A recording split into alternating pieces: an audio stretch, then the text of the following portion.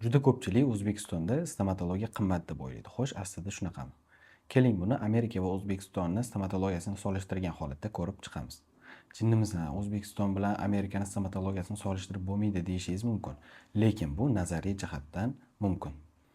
Men ko'rgan ma'lumotlar asosida Amerikada o'rtacha 3 ta kanalli tishni davolash $3000 dan $3500 ekan. Bundan tashqari konsultatsiyaga $500-700 atrofida pul to'lanadi. Bu plombasiz. Agar ustidagi plombani ham hisoblaydigan bo'lsak, yana $1000, $1500 pul sarflanadi. O'zbekistonda qanaqa? O'zbekistonda 3 ta kanalli tishni davolash narxi o'rtacha 350 ming, 400 mingdan 600 ming, 1 million atrofida bo'ladi.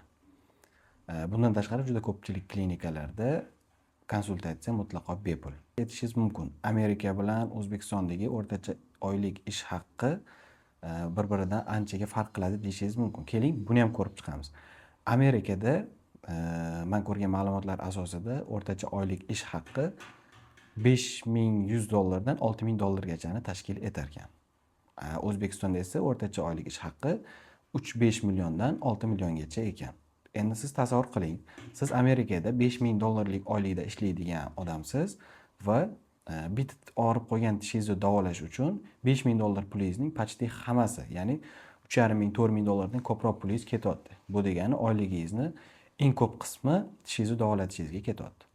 O'zbekistonda qanaqa? O'zbekistonda o'rtacha 3 million, 5 million oylik olasiz, lekin bitta tishingizni davolatishingiz uchun maksimum 400 ming, 500 mingdan 1 million, 1,5 million atrofida ketadi. Bu degani sizni oyligingizni 3 dan 1 qismi degani.